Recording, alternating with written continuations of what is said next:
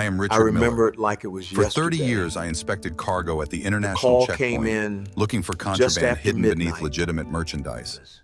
Those I skills would remember serve it me like it well was when my own yesterday, family the tried to day smuggle me out of my everything life. changed. The We morning were was just ordinary. boys then, Coffee and my full of, favorite it mug really newspaper comes folded down on the oak to table, sunlight the streaming through support windows that needed cleaning. of the community Just another Tuesday and at the Cedar family. Point Lake where I'd lived for the past 35 years. The house wasn't perfect. The grandfather clock my father left me needed repair. The deck groaned during storms, and the stairs creaked under even the lightest step. But it was mine.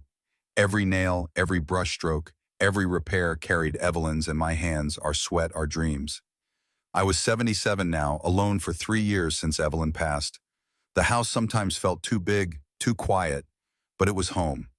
The only place where I could still hear her laugh echoing off the walls. The crunch of tires on gravel broke my morning reverie.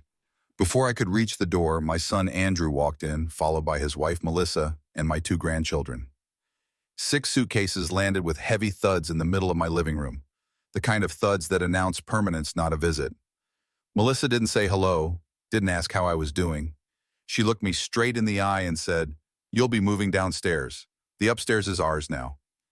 I smiled not because of what she said, but because I already knew something wasn't right about this sudden visit.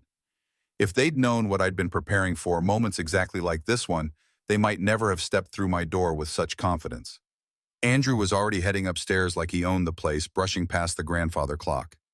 His steps had that purposeful weight of a man who'd made a decision without consulting the person it affected most. Melissa lingered just long enough to give the room a slow, appraising look, as if deciding what needed replacing before following him upstairs. Emma, my granddaughter, offered a small, uncertain smile, the kind you give someone you care about, but aren't sure how to approach when your parents are orchestrating something that feels wrong. She was 19, old enough to sense the tension, young enough to feel trapped between loyalty and conscience. Brandon didn't even look up from his phone, his thumbs moving across the screen in that perpetual dance of teenage disconnection. "Nice to see you too," I murmured, but nobody heard me. Upstairs drawers began opening and closing with the familiar rhythm of people unpacking for an extended stay. I took another sip of coffee, letting the bitter warmth ground me. In the old days, when Evelyn was alive, this house had never felt invaded. Even surprise visits were warm, welcome things filled with laughter and the smell of whatever she was cooking. We'd bought this place in the late 80s, a tired 2-story on the edge of Cedar Point Lake, its paint peeling its roof, groaning in storms. It took years of hard work, weekend after weekend, to make it into the home we loved. "Andrew," I called, keeping my tone even and measured. "What's going on?" His voice came down from above, carried on that note of patient explanation adults use when they've already decided what's best for you. "We told you, Dad. We're having the house worked on. Needed a place to stay for a few weeks." "I don't recall you telling me that." "You must have forgotten," he said, and underneath the casual tone ran a thread of impatience, as if my memory itself was now up for debate. Melissa appeared at the landing, her expression arranged into something that might pass for concern in better light. "We'll be out of your hair before you know it." "That's fine," I said carefully. "But the upstairs bedroom." "Dad," Andrew cut in, appearing beside his wife. "The stairs aren't good for you. This way you've got the bathroom right there on the main floor. No risk of falling." I met his eyes and saw the rehearsed look of a salesman delivering a practice line. This wasn't a spontaneous decision made at my front door. This was planned, scripted, executed. "I've managed those stairs for 35 years. I said, my voice low and steady. Melissa smiled without warmth, that tight expression that passes for politeness when someone has decided you're an obstacle rather than a person. "And we'd like to keep it that way. Let us help." Some arguments cost more than silence. I'd learned that lesson decades ago, watching travelers decide which battles to fight at the checkpoint and which to let slide. You pick your moments. You choose your terrain. You don't waste ammunition on skirmishes you can win later with strategy instead of confrontation.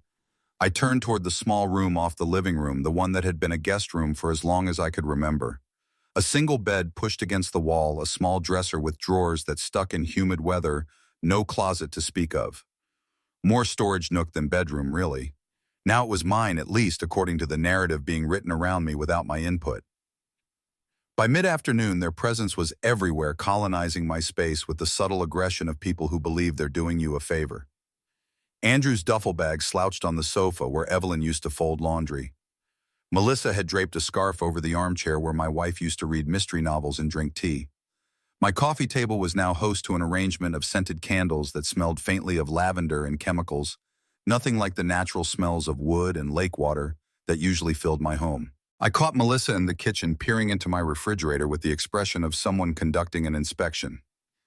"This milk expired yesterday," she said, holding it up like evidence in a trial I hadn't known I was standing for. "I drink it with my coffee," I replied, my voice neutral. "Andrew, pick up almond milk later," she called toward the living room, dismissing my preference as if it were a medical condition that needed correction. "I've lived this long without almond milk," I muttered. "Well, we'll just make a few small changes," she said, with that same thin smile, the kind that says the speaker believes they're being reasonable while slowly dismantling your autonomy, one decision at a time. I stepped out onto the deck to breathe air that didn't feel like it was being rationed. The lake rippled under a pale autumn sunlight, dancing across the surface in patterns that never repeated. Two geese drifted near the reeds, their necks curved in that graceful question mark shape that always made Evelyn pause whatever she was doing to watch. Out here, the air was clean, untouched by the sense of rearrangement creeping through my house. Helping family wasn't the problem. Lord knows I'd done my share for Andrew over the years. College tuition when scholarships didn't quite cover it. His first down payment when he and Melissa bought their starter home.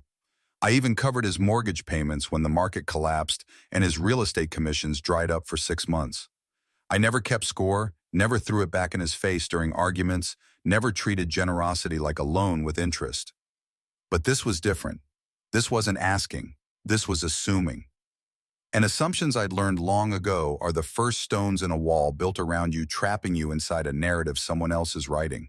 When I came back inside, Emma was in the kitchen alone, pouring herself a glass of water with the careful movements of someone trying not to draw attention. "Hi, Grandpa," she said softly. "Hi, sweetheart. You doing okay?" She shrugged, a gesture that contained volumes of things she couldn't say with her parents in the house. "Yeah, college is a lot." "You'll manage," I said, recognizing in her that same quiet strength her grandmother had possessed. "How long are you all staying?" She hesitated, and in that pause I heard everything she was trying not to tell me.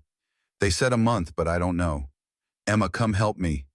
Melissa's voice carried in from the living room, sharp with the authority of someone used to immediate obedience. She gave me an apologetic look that said more than any explanation could and went to join her mother. I stood alone in my kitchen, surrounded by the small changes already taking root. New dish soap by the sink. A different brand of coffee filters on the counter. My favorite mug pushed to the back of the cabinet behind 4 tall white ones that matched each other, and nothing else in my house. That night in the cramped guest room that smelled faintly of storage and disuse, I could hear voices through the floorboards.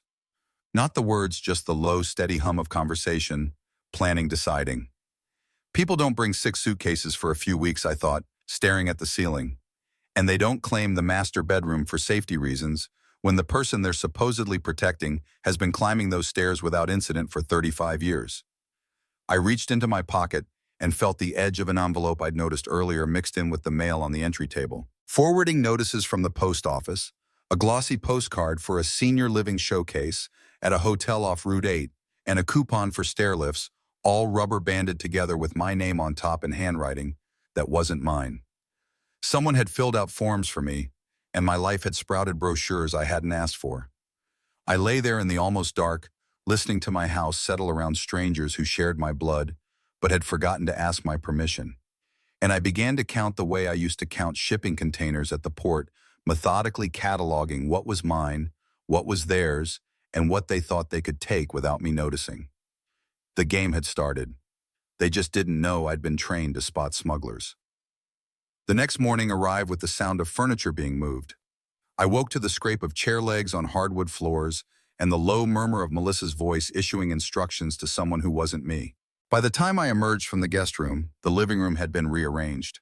The sofa now faced the lake at a different angle, as if someone had decided the view needed improvement after 35 years of being just fine. Melissa stood in the hallway with a basket of new candles, replacing the simple, unscented ones Evelyn had preferred, with elaborate vanilla and cinnamon things that announced their presence from 3 rooms away. When she noticed me watching, she smiled that smile again, the one that said she was doing me a favor I hadn't asked for. Just freshening things up a bit, she said brightly. The house needs some life in it. The house had plenty of life in it before you arrived, I wanted to say. But I just nodded and moved toward the kitchen where coffee was calling my name like an old friend who still remembered who I was. On the mantel above the fireplace, I noticed immediately what was missing. The framed photo of Evelyn and me on the day we finally fixed the porch railing, both of us sweaty and ridiculous and proud, had been moved. It now sat on the piano bench, tucked behind a stack of glossy magazines about home design and expensive furniture. In its place on the mantel was a white ceramic sculpture that looked like someone had started to make a knot and given up halfway through. "Less clutter," Melissa said, when she caught me staring at the empty space where my wife's face used to greet me every morning, "creates a cleaner aesthetic." Aesthetic. I repeated the word in my mind like it was a foreign language I was being forced to learn. I walked over and moved the photo back to the mantel where the morning light hit Evelyn's smile just right. I didn't make a speech about it. You don't spend 40 years reading people for a living without learning when a speech puts you in a hole deeper than silence. At 10 o'clock, a white van pulled into my driveway. A young man in his 20s stepped out carrying a clipboard and a tape measure, wearing khakis that had been ironed with the kind of precision that said his mother still did his laundry. He knocked like people do when they're expected. 3 quick raps that said this wasn't a cold call. I opened the door before he finished the 3rd knock. "Here for the measurements," he said, flipping through papers on his clipboard with the casual efficiency of someone who did this 20 times a week. "Measurements for what?" I asked, my voice level, though I already had a pretty good idea what was happening. He checked his paperwork again. "Kitchen. Mrs. Stephanie Wilson booked a free estimate. Cabinet refacing." I looked past him toward the kitchen that had learned the shape of my hands and Evelyn's over decades.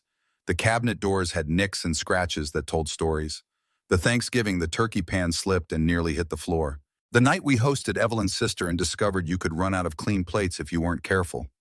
The time Emma was 3 and colored on a lower panel with a green crayon, and Evelyn said to leave it because it was better than any paint job we could buy.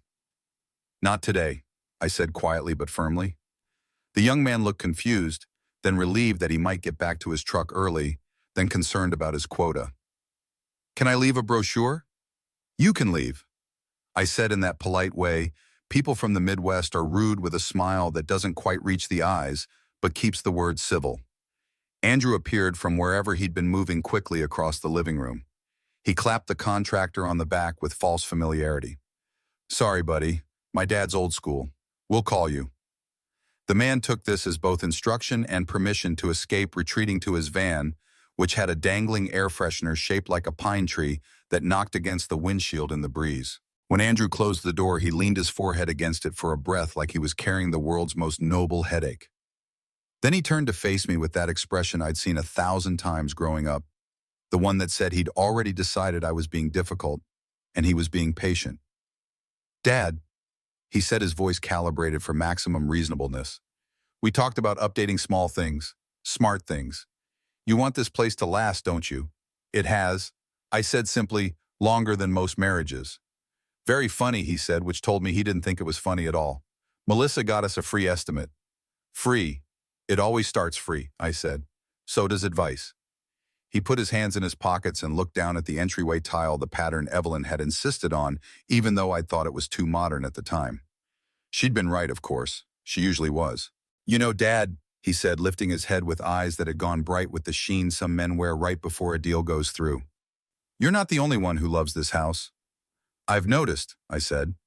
He opened his mouth closed. It seemed to select a different answer, the way you'd select a shirt from a closet full of options. "We should make sure it's positioned for—" He stopped himself. "Positioned for what?" I asked. "For you," he said carefully. "For your needs." "I need my bed where my bed has been," I said, my voice still quiet, but with a steel edge creeping in. "I need my photo where my photo belongs. I need to drink coffee without being managed like a child who can't be trusted with dairy products." "It's just structure," he said, reaching for that word like it was a life preserver. "Structure keeps everyone sane."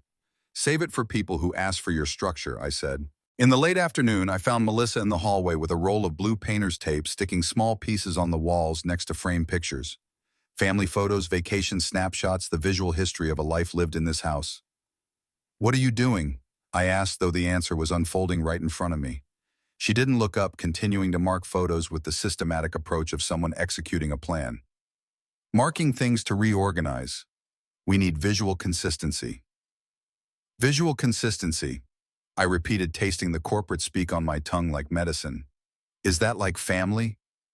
She pressed a bit of tape next to a photo of Evelyn at the lake in a straw hat, kneeling to show Emma how to hold a frog without hurting it. One of my favorite pictures because you could see 3 generations of kindness in a single frame. "We'll keep the nice ones," Melissa said, as if she were the curator of my memories. "They're all nice," I said. "This one's blurry," she said, tugging at the frame like it was already decided. I held up my hand without thinking, without planning it, just something in my chest stepping forward before my brain caught up. "Leave them." She looked at me like I'd grabbed her wrist, startled by the sudden boundary. "We're not throwing them away, we're just curating." "Curating is what museums do to other people's lives," I said, my voice low and steady. "These are mine." A shadow cut across the hallway light and Andrew appeared at the top of the stairs, moving with the practiced urgency of a mediator who'd heard just enough. "Everything okay?" he asked, though the question was really a warning wrapped in civility. "Your father has feelings about the hallway," Melissa said, her tone shifting into something that invited him to take her side. Andrew's smile was the one he used on clients who were about to walk away from a deal. "Let's table the gallery wall," he said, as if we were in one of his conference rooms, and not standing in my hallway discussing whether I had the right to keep my own photographs where I wanted them. He kissed the top of Melissa's head, and she put the tape in her pocket, taking longer than necessary to show me this wasn't surrender so much as strategic retreat. I ate dinner early that evening just to have something that didn't require negotiation. Scrambled eggs and toast that came out too dark because I forgot to watch it. Evelyn had always popped the slices up at the first click, her timing perfect from decades of practice. I sat alone at the small table in what used to be my kitchen and was rapidly becoming their staging area, and I thought about how quickly a person can become a guest in their own home. After dinner, I stepped out onto the deck where the air still remembered who I was. The lake was turning that particular shade of gray-blue it gets in early evening, peaceful and indifferent to human drama. I stood there with my hands on the railing Evelyn and I had rebuilt together, and I made a decision. They thought this was their house now because I'd been quiet, because I'd moved downstairs without fighting, because I'd let the contractor leave without making a scene. They'd mistaken my silence for surrender, my patience for weakness. But I'd spent 30 years at the customs checkpoint learning to spot contraband hidden in false bottoms and behind legitimate cargo. I knew how to watch, how to wait, how to document everything while looking like I wasn't paying attention at all. Tomorrow I'd start making phone calls, quiet ones, to people who understood that paper and signatures and property rights weren't suggestions. They were law. And the law, I was about to remind my son and his wife, was the one thing in this situation that was actually on my side. I pulled out my phone and scrolled to a number I hadn't called in 3 years. Calvin at the marina. The text I sent was simple. "Need to talk. You still keep office hours." His response came back in under a minute. "For you always." Tomorrow morning I typed back, "See you at 9. Inside the house I could hear Melissa laughing at something on television, the sound of someone comfortable in a space they believed they'd already won. I smiled into the darkness, the kind of smile that doesn't reach the eyes, but holds all the planning that's about to unfold. Let them rearrange furniture. Let them order contractors and mark photos and replace my milk with their almond alternatives. Every move they made without asking was another piece of evidence I was quietly, methodically collecting. The game had started. They just didn't know yet that I'd been playing it longer than they'd been alive. That evening we gathered in the living room after dinner, a forced togetherness that felt like a performance none of us had rehearsed properly. Andrew sat in my recliner, the one that had molded itself to my body over 2 decades, scrolling through his phone with the distracted attention of someone waiting for the right moment to say something important. Melissa emerged from the kitchen with a bottle of wine she'd brought from somewhere already uncorked, already decided. She poured herself a generous glass and settled onto the sofa with the satisfied air of someone reviewing a property they were about to close on. "You know," Andrew said, looking up from his phone with that casual tone people use when they're about to say something they've been planning all day, "if we moved the sofa to face the lake more directly, it would really open up the space. Good for resale value." The words hung in the air like smoke that wouldn't dissipate. Resale, I said quietly, my coffee cup suspended halfway to my mouth. Melissa's head snapped toward Andrew with a look that could cut glass. Ignore him, she said quickly, forcing a laugh that sounded like breaking pottery. He's always talking shop real estate, Brain. You know how it is. But I did know how it was. I knew exactly how it was. That single word, resale, had opened a window I wasn't supposed to see through yet. Andrew wasn't talking about improvements for my benefit. He was talking about staging a property for market.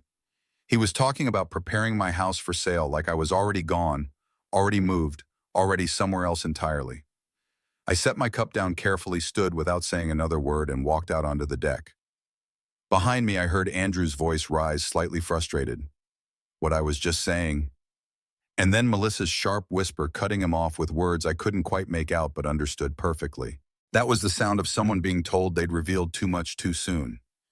The evening air was cooler now, carrying that edge of autumn that said winter was already practicing its lines off stage. I gripped the deck railing and stared out at the lake, watching the last light fade from the water, turning everything to shadow and suggestion.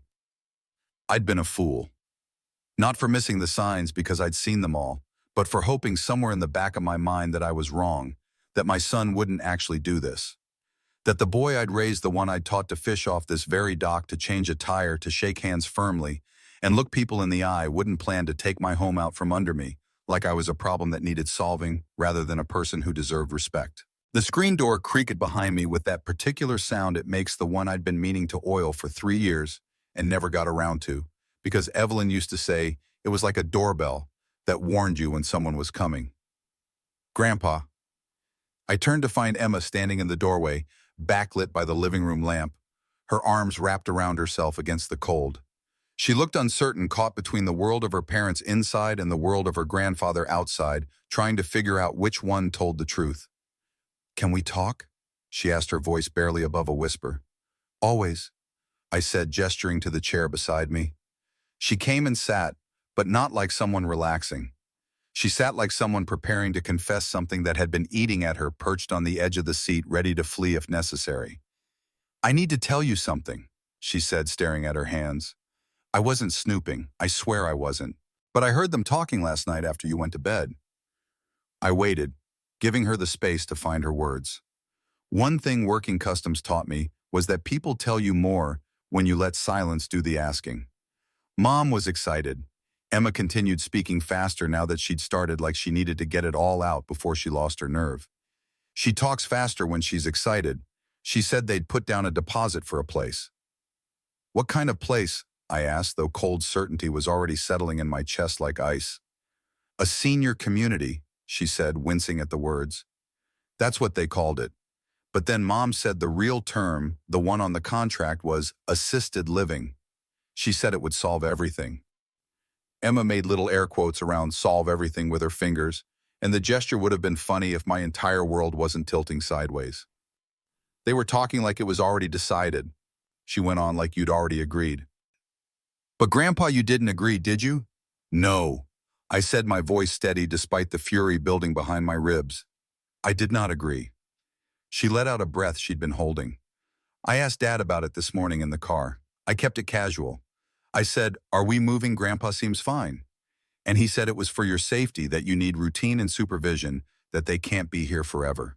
She paused, swallowing hard before continuing. "And then he said, besides, we'll need the rooms when Nana and Papa Wilson move in."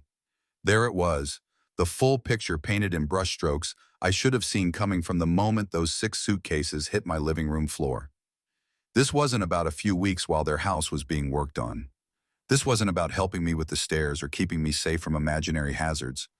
This was about moving me out and moving Melissa's parents in. About claiming my house, my home, the place Evelyn and I had built together, nail by nail and memory by memory, and turning it into something else entirely. Something that had nothing to do with me, except as an inconvenient obstacle that needed removing. "They're selling their condo in Fairview," Emma added quietly. "Mom wants them here by Thanksgiving. She said the timing would be perfect." Perfect. The word sat in my mouth like poison. "Grandpa, I told Dad it wasn't fair, that you're you, that you know how to take care of yourself. He said I didn't understand adult decisions yet." She rolled her eyes and the gesture was so much like her grandmother that my chest ached. And then he said not to tell you because you'd get anxious and spiral. I hate that word spiral, like you're not a whole person who deserves to know what people are planning to do with your life. I reached over and squeezed her hand. Thank you for telling me. That took courage. I'm scared I made it worse, she said. You didn't, I assured her. You gave me something I need. Information, the truth. Can't fight what you can't see. How much do you know? I asked. Besides the deposit. She took a breath, organizing her thoughts. They toured a bunch of places last week, like 5 or 6 different facilities. They settled on one called Oakwood Senior Living. It's in Maple Hollow near the highway. Mom likes it because it's clean and close to good hospitals. Dad likes it because they have a shuttle and social programming, so he doesn't feel guilty about not visiting. She said the last part, quickly, a shame for him. Mom already made an appointment with a clinic, Emma continued. For you, Tuesday at 10:15. She put it on a calendar she made for you, like that makes it official. The clinic specializes in elder care pathways. Again, with the air quotes this time around, elder care pathways. And I could hear the contempt in her voice for the bureaucratic language that tried to make kidnapping sound like compassion. I looked it up between classes, she said, the place Oakwood. People leave reviews online. Some are good, some not. People said the staff turnover is high, that if you don't have someone checking on you regularly, you can kind of get lost in the system. Each word she spoke was another nail, another board, another wall of the trap closing in around me. But instead of panic, I felt something else settling into place. Clarity. The cold, calculating clarity I used to feel at the checkpoint when I'd spot something wrong in a shipping manifest, some detail that didn't add up, and I'd know without seeing inside the container that something illegal was being smuggled. They'd made a mistake. They'd moved too fast, planned too much, gotten too confident. And in their confidence, they'd left evidence everywhere. The forwarding notice, the appointment, I never scheduled the calendar, I never asked for the deposit in Andrew's name. All of it documented, traceable, provable. Grandpa? Emma's voice pulled me back. Are you okay? I looked at her, this young woman who'd chosen conscience over comfort, truth over family loyalty, and I felt a surge of pride that pushed back against the betrayal churning in my gut. I'm better than okay, I said. I'm informed. And information, sweetheart, is the most powerful weapon there is. What are you going to do? She asked. What I've been trained to do, I said. Watch, document, wait for the right moment, and then move pieces into place they won't see coming until it's too late to stop. She nodded, and in her eyes I saw belief. She thought I could fix this. And standing there in the cold with the lake whispering behind us, and my house full of people who'd forgotten I was still the one whose name was on the deed, I realized she was right. I could fix this. I would fix this. But not with anger or confrontation or loud declarations that would give them time to adjust their strategy. No, I'd do it the way I'd always done things that mattered. Quietly, methodically, with paper and signatures and the law on my side. Emma, I said, if you hear anything else, any dates or times or names, you tell me. Don't trust your memory. Write it down. And don't put it in your phone. Paper can't be subpoenaed from a cloud. She almost smiled. You really were a customs inspector. Once you learn to count boxes and check manifests, I said, you never stop seeing the world as cargo that needs inspecting.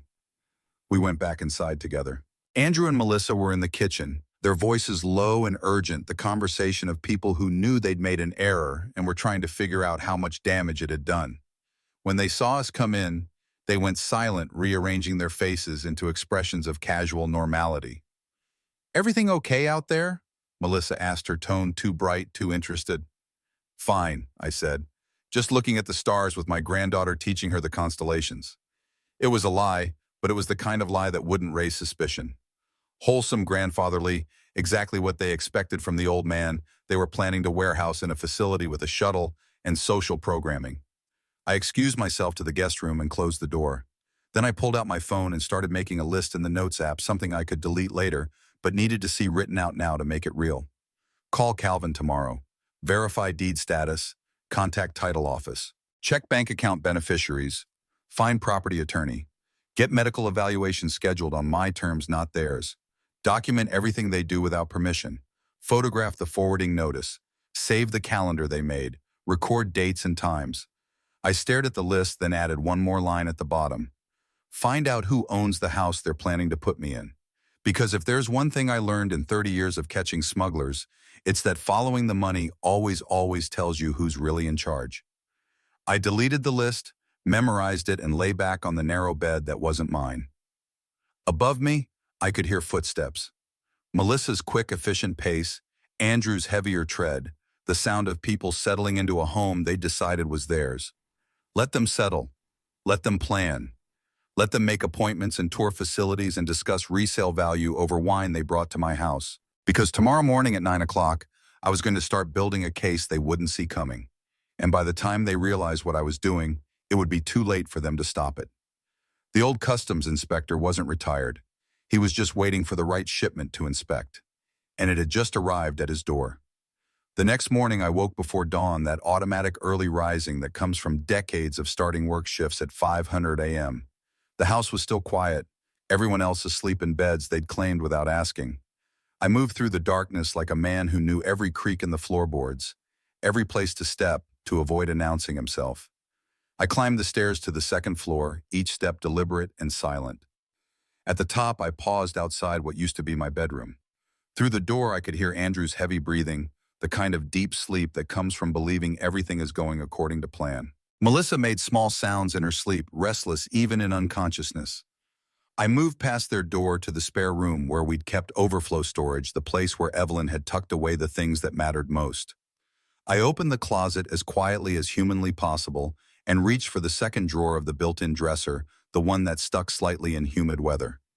Inside, beneath stacks of old greeting cards and a shoebox of vacation photos, sat a flat manila envelope with a crease across the middle. I pulled it out carefully, feeling the weight of what was inside. These were the documents I'd been smart enough to keep organized when Evelyn got sick, when lawyers and doctors and insurance companies had all wanted their piece of paperwork signed and filed and notarized. I carried the envelope downstairs and spread its contents on the kitchen table under the dim light of the stove hood. The deed to the house recorded at the county office in 1988, when we'd finally paid off the mortgage after 15 years of scrimping and saving. Owner Richard Miller. No lien, no life estate, no co-owners, just my name clean and clear, stamped and official. The will I'd updated after Evelyn passed, leaving everything to Andrew because he was my only child. And that's what you do. The life insurance policy that had paid out smaller than anyone promised, but enough to cover funeral costs and 6 months of breathing room. And the marriage certificate, the only paper I owned that could still make me hear Evelyn's laugh just by reading our names side by side. I pulled out my phone and photographed each document, making sure the text was clear and legible. Then I emailed them to myself at an address I kept for important things, the one that wasn't connected to any app that Melissa might convince me to share access to for family calendar coordination, or photo sharing, or whatever excuse she'd invent. The deed was the important one. That single piece of paper proved beyond any argument that this house was mine, not ours, not the family's mine. And whatever plans Andrew and Melissa had made, they'd made them without the one signature that actually mattered under law. I heard a sound upstairs, the creak of someone getting up to use the bathroom. I quickly gathered the documents back into the envelope and moved to the living room. The Christmas decorations were stored in a large plastic bin in the coat closet shoved to the back behind winter jackets and boots. I opened the bin, moved aside the garland and ornaments Evelyn had collected over 40 years, and found the false bottom I'd installed myself to store the few valuable things we owned. My grandfather's war medals, Evelyn's grandmother's jewelry, and now one copy of my critical documents. The second copy went into the kitchen, tucked inside a spiral-bound community cookbook from 1986 that Evelyn had loved, the kind with recipes submitted by church members and local businesses. If anyone went rifling through my things, they wouldn't waste time reading recipes for casseroles and Jell-O salads. Sometimes the best hiding place is something so boring, no one bothers to look. By the time Melissa came downstairs at 7:30, I was sitting at the table with fresh coffee and the newspaper, looking like a man who'd done nothing more suspicious than wake early out of habit. "Morning, Richard," she said, her voice carrying that forced brightness people use when they're trying to establish normalcy after tension. She moved to the cabinet, and I watched her rearrange my pills, lining them up by size instead of by the schedule I'd been following for 10 years. I organized these for you, she said, not asking if I wanted them organized, just announcing it as an accomplished fact. Much easier to keep track this way. I've been keeping track just fine, I said mildly. I'm sure you have, she said in that tone that meant she was sure I hadn't. Andrew came down 20 minutes later, already on his phone, talking to someone about a property showing and a client who wanted to see 3 houses in 2 hours. Real estate never sleeps, apparently. He poured coffee without looking up from his screen, grunted something that might have been good morning, and disappeared into what used to be my home office to take a call. At 8:45, I grabbed my jacket from the hook by the door. Melissa appeared from wherever she'd been, watching me with the wary eyes of someone who doesn't want their project wandering off. "Where are you headed?" she asked, her voice casual, but her posture anything but. "Marina," I said. "Meeting Calvin for coffee. Old friend." "Do you want me to drive you?" "Been driving myself to the marina for 30 years, I said. "Think I can manage." "Well, be careful on those roads," she said. "They're tricky this time of year." What she meant was that I was old and shouldn't be trusted with a vehicle, but I just nodded and headed out the door before she could invent a reason to follow me.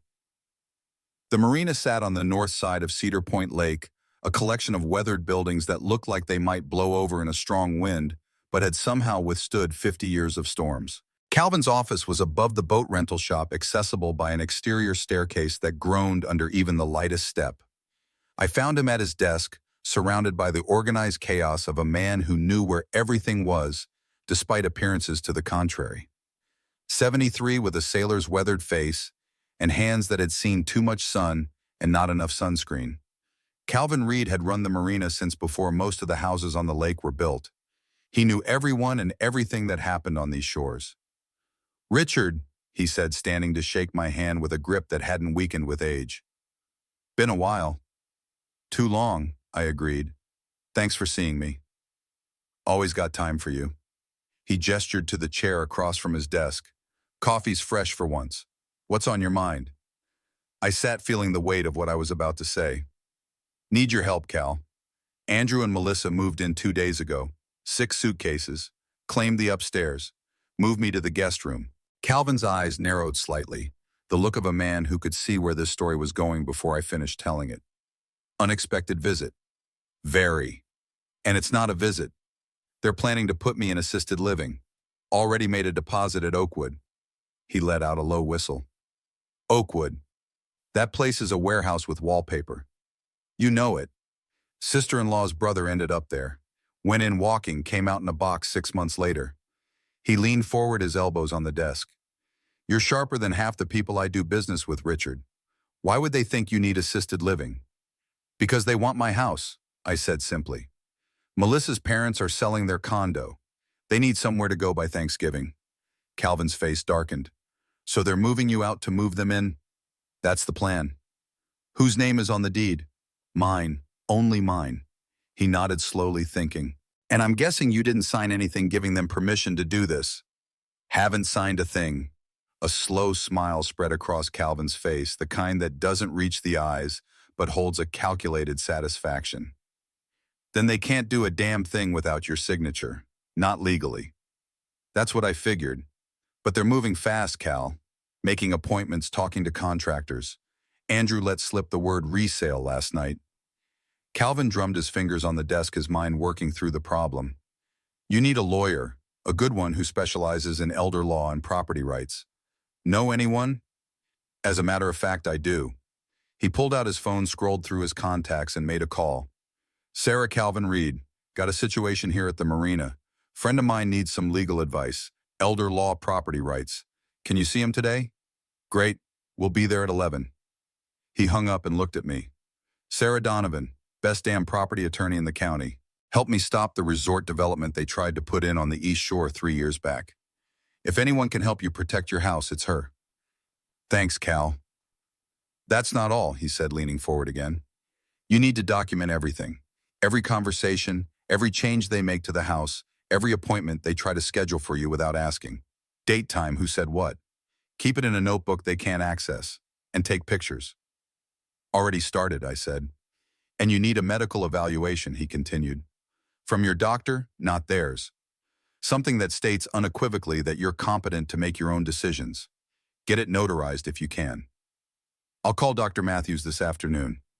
Calvin sat back in his chair studying me with the shrewd eyes of a man who'd spent his life assessing people's character. There's something else, isn't there? Something you're not telling me. I hesitated, then decided Cal deserved the full truth. I've been thinking about selling the house anyway. His eyebrows shot up in surprise. Really? After all these years? It's too big for just me, I admitted. Been thinking about it since Evelyn passed. But on my terms, Cal, not theirs. And certainly not with me being shuffled off to Oakwood while they profit. He nodded slowly. So the game isn't just about stopping them. It's about beating them to the punch. Exactly. I want to sell it before they can force me out. Use the money to get a small place on my terms. Something manageable, but still mine. A slow grin spread across Calvin's face. Richard Miller, you sly old fox. You're not just playing defense. You're on offense. Always was a better striker than goalkeeper, I said, allowing myself a small smile. My nephew Owen is a real estate broker. Calvin said, his mind already racing ahead.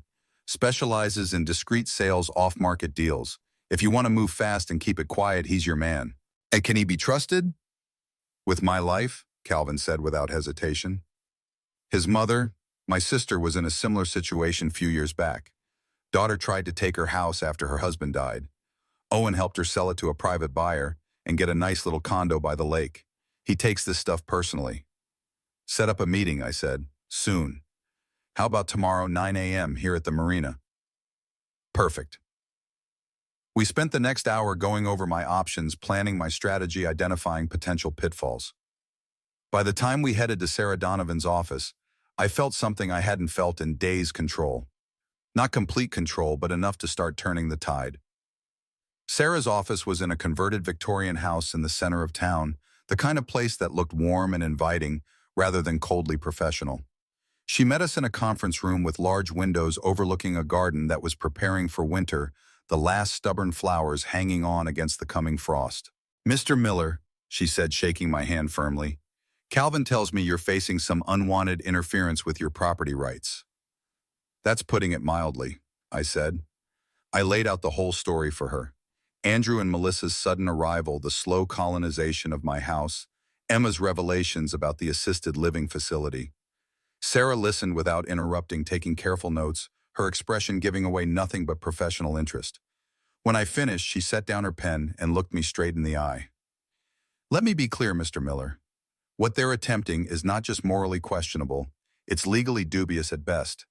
They have no authority to place you in any facility without your consent if you're of sound mind. They have no right to sell or modify your property without your signature. And if they've made a deposit at Oakwood in your name without your permission, that could constitute fraud. So what do? I asked. First, we document your mental competency. I want a letter from your primary care physician stating unequivocally that you're capable of making your own financial and healthcare decisions. Second, we put together a cease and desist letter, making it clear you have not authorized any changes to your living situation or property. I don't want to antagonize them yet, I said. I'd rather let them think they're succeeding until I've made my own arrangements. Sarah nodded thoughtfully. A stealth approach. Understandable. In that case, we'll prepare the documents but hold them in reserve. Meanwhile, I suggest you secure your financial accounts. Make sure Andrew doesn't have access to anything he could use to claim he's acting on your behalf. Already on it. What about the house itself? The deed is in your name only, so they can't sell it without you. But they could potentially claim that you're unable to care for yourself and petition for guardianship. That's where the medical evaluation becomes critical. And if I decide to sell it myself, I asked. She smiled slightly. That would be entirely your prerogative as the sole owner. They might challenge the sale after the fact if they believe you weren't competent, but with proper medical documentation and a fair market value transaction, such a challenge would likely fail. How fast could a sale happen? With a motivated buyer who can pay cash, as little as 2 weeks.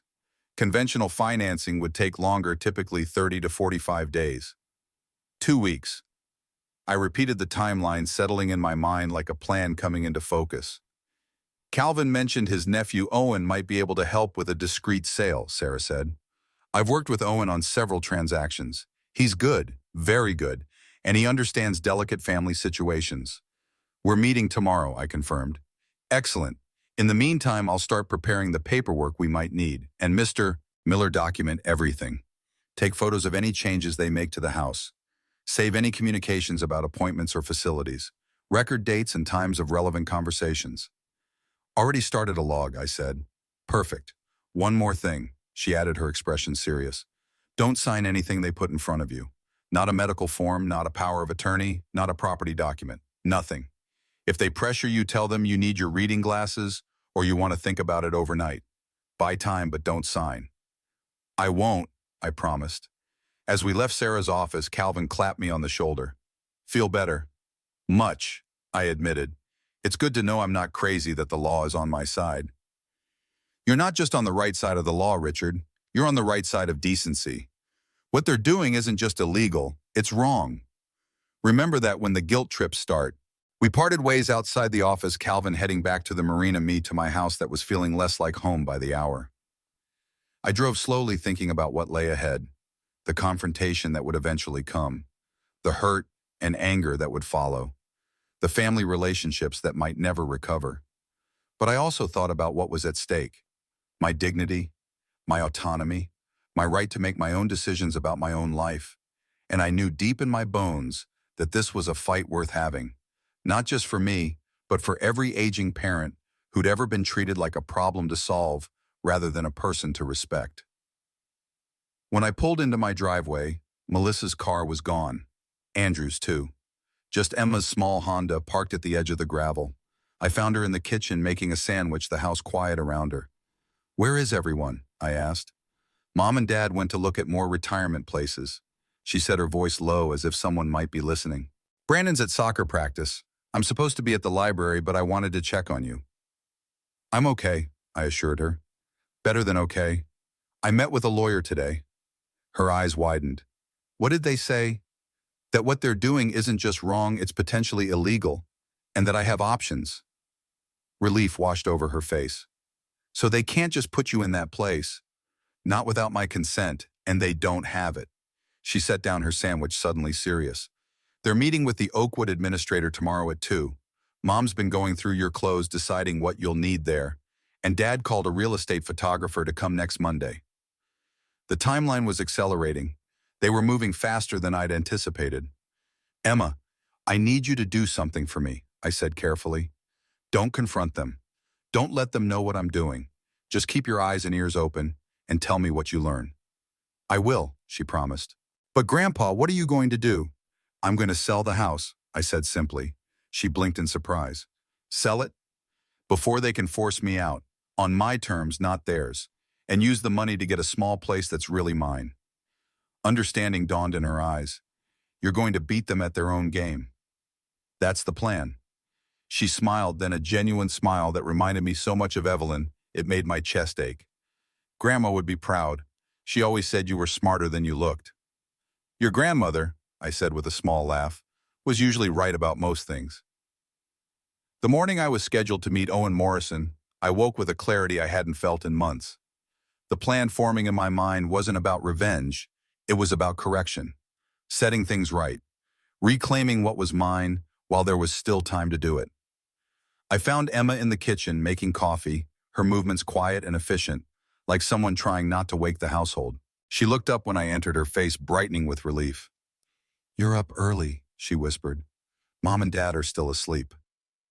Meeting at the marina, I said softly. Would you mind driving me? My car makes too much noise pulling out. She nodded immediately. Let me grab my keys. 10 minutes later, we were driving down the quiet morning streets, the mist rising off Cedar Point Lake like ghosts drifting across the surface. Emma kept glancing at me as if checking to see if I was still solid, still present. Dad's been talking to the Oakwood administrator, she said finally. They're pushing the timeline up. Mom wants you moved in by this weekend. This weekend? 3 days. They were moving faster than I'd anticipated. There's a welcome brunch on Saturday. Mom already RSVP'd for you. I nodded, absorbing this new information. That gives us 3 days to outmaneuver them. Us. You're already involved, sweetheart. The moment you chose to tell me the truth. She gripped the steering wheel tighter. I don't want to betray my parents, but what they're doing isn't right. Sometimes the most loyal thing you can do is stop someone from making a terrible mistake, I said, even if they hate you for it in the moment. The marina came into view, the morning sun glinting off boats bobbing gently at their moorings. Calvin was waiting outside his office talking with a younger man who had to be his nephew. They both turned as Emma parked. "Richard," Calvin called, waving us over. "Right on time. This is Owen. Owen Richard Miller. And this must be—" "Emma," I supplied. "My granddaughter and co-conspirator." Owen Morrison was in his mid-30s, dressed in business casual that managed to look both professional and approachable. He had Calvin's shrewd eyes but a more polished demeanor, like his uncle's rough edges had been sanded down by business school. "Mr. Miller," he said, shaking my hand firmly, "Uncle Cal filled me in on your situation. Let's go up to the office where we can talk privately." Once we were seated in Calvin's cluttered office, Owen got straight to the point. "You want to sell your house before your son can move you into assisted living. How fast do you need to move?" 3 days if possible, Saturday at the latest." Owen raised his eyebrows. "That's aggressive but not impossible with the right buyer and proper motivation. The house is solely in your name. Yes, deeds clean, no liens, no co-owners. And you've had a capacity evaluation to verify you're competent to make this decision. Meeting with my doctor at 11. Attorney Sarah Donovan recommended documenting my capacity before proceeding." Owen nodded approvingly. "Smart. We'll need that letter before closing to protect the sale from challenges." He pulled out a tablet and began typing. "Tell me about the property. Square footage, condition, any major updates or issues I should know about." I described the house in detail. 3 bedrooms, 2 bathrooms, lakefront with a private dock, renovated kitchen 5 years ago, new roof 3 years back. Owen listened, asking occasional questions about heating systems, property taxes, and the condition of the septic system. "Lakefront property in good condition is always in demand," he said when I finished. "Even in this market. I think we can move quickly, especially if we position it as a pocket listing." "A what?" Emma asked. "Private sale, not listed publicly. I reach out directly to qualified buyers who I know are looking for this kind of property. More discreet, faster closing, less paperwork." "Perfect," I said. "I'll need to see the property, take measurements and photos. When would be a good time when your son and his wife aren't there?" I looked at Emma. "What's their schedule today?" "Dad has showings all afternoon. Mom's going to some yoga class at 10, then meeting friends for lunch. They should be gone from about 9:30 until at least 2, I said. Owen checked his watch. "It's 8:15 now. If you don't mind me following you home, I can do a quick assessment, be in and out before anyone returns." "Let's do it." The drive back was tense, Emma constantly checking her rearview mirror to make sure Owen was still behind us. When we pulled into the driveway, relief washed over her face when she saw Andrew's car was already gone. "Dad must have had an early showing," she said. "But Mom's still here." As if on cue, Melissa emerged from the house wearing yoga pants and carrying a water bottle, her face registering surprise at seeing us. "Emma, Richard, where were you two off to so early?" "Grandpa wanted to see the sunrise over the lake," Emma said smoothly. "We went down to the old pier." Melissa's eyes narrowed slightly, but her yoga schedule apparently outweighed her suspicion. "Well, I'm off to class. Richard, don't forget you have a doctor's appointment at 11. I've written it down on your calendar." "I remember." I said, not mentioning it wasn't her appointment I'd be keeping. She glanced at Owen, who had parked behind us but remained in his car, apparently on a phone call. "Who's that?"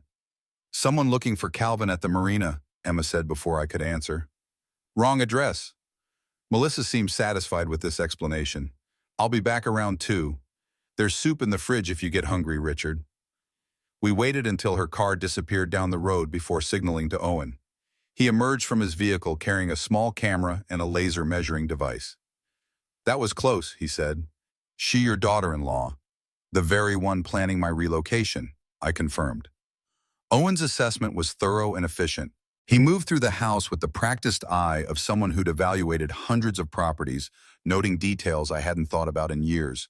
The original hardwood floors in the living room, the custom built-ins in the dining room, the way the afternoon sun hit the master bedroom. "This is a beautiful home, Mr. Miller," he said as we stood on the deck overlooking the lake. "Well-maintained, great bones, unbeatable location. I can move this quickly." "How quickly?" I asked. "I have 2 clients immediately looking for lakefront property. Henry Novak, a semi-retired businessman from Chicago, and Dr. Robert King, a surgeon from Boston looking for a vacation home. Both have cash and can close fast. He took a few more photos of the view, then turned to face me. But before we go further, I need to ask, where will you live after the sale? It was the question I'd been wrestling with myself. I'm not entirely sure yet, I admitted. I thought about an apartment, but would you consider an arrangement where you sell but maintain some rights to the property? Owen interrupted, his mind clearly working through possibilities. A life estate or something similar. What exactly does that mean? It means you sell the house but retain the right to live on the property for the rest of your life. Or we could structure it so the buyer agrees to build you a small guest cottage on the land. You get the proceeds from the sale, but also keep a place to live. The idea resonated immediately. Selling my house but staying on my land, it was a solution I hadn't considered, a way to both defeat Andrew's scheme and secure my future. Would anyone buy under those conditions? Emma asked, doubt in her voice. For the right price and the right property? Absolutely, Owen assured her. Especially buyers like Novak and King, who aren't looking to move in immediately. They might even see it as a feature, having someone familiar with the property living on site. I like it, I said. Let's explore that option. Owen nodded. I'll call both prospects today, explain the situation in general terms, see if they're interested. With your permission, I'd like to bring them by for a showing as soon as possible. Melissa and Andrew will be gone tomorrow afternoon, Emma offered. Dad has a closing in Grafton and Mom has some committee meeting. Perfect. I'll schedule both showings back to back, noon and 1 o'clock. We'll be ready, I promised. After Owen left, Emma and I sat at the kitchen table, the magnitude of what we were planning settling between us like a physical presence. Are you sure about this, Grandpa? Once you sell, there's no going back. I'm sure, I said firmly. This house hasn't felt like home since they arrived, and it won't ever again as long as I'm looking over my shoulder, waiting for the next attempt to shuffle me off. Dad's going to be furious. Your father's been making decisions for me without my consent. Now I'm making one for myself. If that makes him angry, so be it. She reached across the table and squeezed my hand. What do you need me to do? Just keep playing along. Don't let them suspect anything's happening until it's done. My appointment with Dr. Matthews was at noon, not 11, as Melissa had scheduled at the clinic of their choosing. I'd canceled that appointment and made my own with the doctor who'd been treating me for 15 years, not some stranger selected to support their narrative. Dr. Matthews was a no-nonsense woman in her 60s who'd seen every kind of family drama unfold around aging parents. When I explained my situation, she nodded with the resigned expression of someone who'd heard this story too many times. Let me guess, she said, leaning back in her chair. They think you can't manage on your own anymore. They've decided what's best without consulting you, and now they're moving pieces around to make it happen. Exactly. She sighed heavily. I see this at least once a month, Richard. Adult children deciding they know better, often with mixed motives. Some genuine concern, some convenience, some financial interest. I need an evaluation, I said. Something official stating I'm competent to make my own decisions. Of course. She pulled out her tablet and began making notes. Let's go through the standard assessment just to cover all bases. For the next 30 minutes, she asked me questions about dates, and presidents had me count backward from 100 by sevens, asked me to remember 3 objects, and recall them later, tested my ability to follow multi-step instructions, and evaluated my judgment with hypothetical scenarios. When she finished, she set down her tablet with a satisfied nod. Richard, you're sharp as a tack. Your cognitive function is excellent for a man half your age, let alone someone of 77. There is absolutely no medical reason you cannot continue living independently and making your own decisions. Will you put that in writing? Already drafting the letter. She typed rapidly for a few minutes, then looked up. I'll print this for you now, and I'm also sending a copy to Sarah Donovan's office as you requested.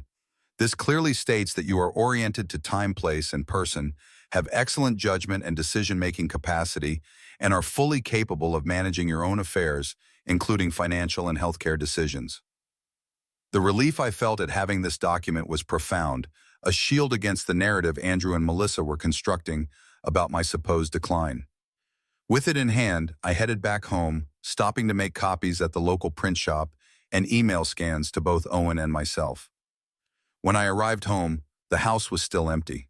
I used the opportunity to gather a few more personal items that I didn't want to leave behind the small wooden box Evelyn had given me on our 30th anniversary, the fishing lures my father had made, the album of photos from our early years together. I tucked these into a duffel bag and hid it in the back of my closet, ready to grab when the time came. That evening, Andrew and Melissa announced another family meeting in the living room.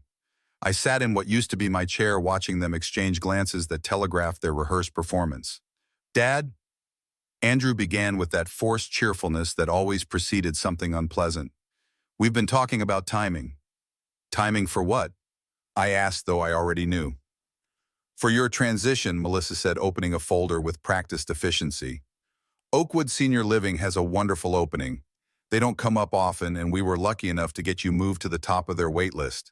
They did us a real favor." "How generous of them," I said evenly. "The move-in date is Saturday morning." Andrew continued, watching my face for a reaction. "I know it seems fast, but the staff said transitions actually go smoother when you don't drag out the anxiety. Rip off the Band-Aid, so to speak." Saturday, 2 days from now. They'd scheduled the dismantling of my life with less notice than you'd give for a dentist appointment. "Saturday is fast," I said, keeping my voice neutral, giving them nothing to work with. "We've already packed most of your essentials," Melissa said, pulling papers from the folder. "2 suitcases, 1 garment bag for your nice clothes, toiletries. The suite is fully furnished, so you won't need much. Everything else we've carefully boxed and labeled for storage in the garage." "Storage," I repeated, tasting the word. "In my own garage." "Just temporarily," Andrew said quickly.